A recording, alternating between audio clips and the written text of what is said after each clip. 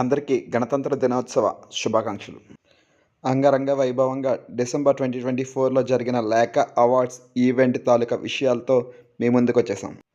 Event జరిగే తీరు, అవార్డులు అందుకున్న శిష్టికరణ పెద్దలు, కులబంధువులు మరియు చిన్నారులు, మరపురాని రైలు ప్రయాణం విషయాలు ఇప్పుడు చూసేద్దాం.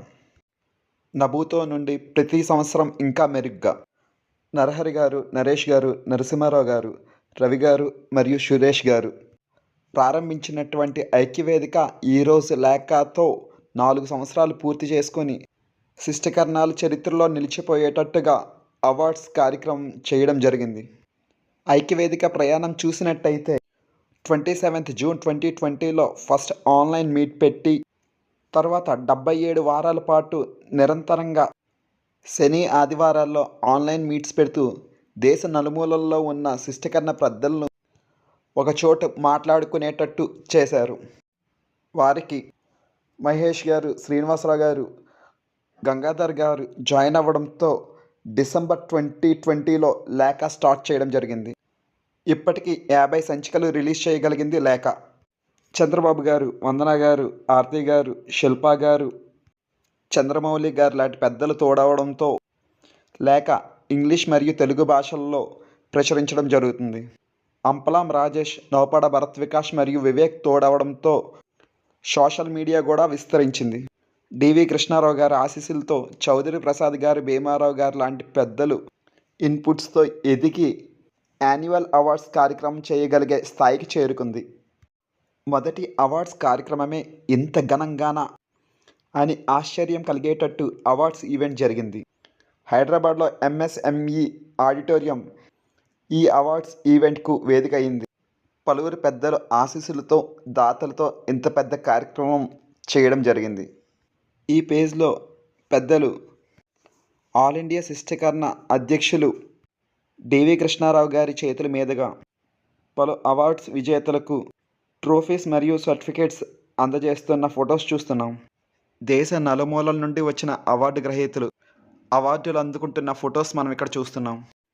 వివిధ రాష్ట్ర మరియు జిల్లా సంఘాల నుండి వచ్చిన పెద్దలు వాళ్ళ సంఘాలలో జరిగిన విషయాలతో పాటు లేఖ మ్యాగజైన్ మరియు సోషల్ మీడియాని కీర్తించడం జరిగింది. ఆంధ్రప్రదేశ్ రాష్ట్ర అధ్యక్షులు పోలుమంతి ఉమామహేశ్వరరావు గారు 2వ రోజు హాజరై లేఖ టీంని అభినందిస్తూ, ఆశీర్వదిస్తూ సన్మానించడం జరిగింది.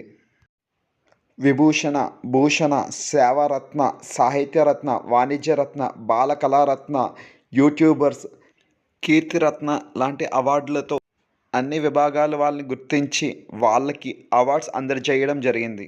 ఈ అవార్డ్స్కి నామినేట్ అయిన వాళ్ళని కూడా అప్రిషియేట్ చేస్తూ సాంకేతిక మాధ్యమాల ద్వారా సర్టిఫికేట్స్ అందజేయడం జరిగింది. మన శిష్టికరణ సమాజానికి సేవలు అందించిన నాటి తరం పెద్దలను కూడా గుర్తించి వాళ్ళకి కూడా అవార్డులు ఇవ్వడం జరిగింది. ఈ వీడియో ద్వారా అందరి పేర్లు ప్రస్తావించలేకపోయినా మన శిష్టికరణ సమాజానికి కృషి చేస్తున్న పెద్దలందరికీ పేరు పేరున అభినందనలు. మీ ఆశీర్వాదాలు ఎప్పుడు మా లేఖ టీంకి ఉంటాయని మనస్ఫూర్తిగా ఆశిస్తున్నాం.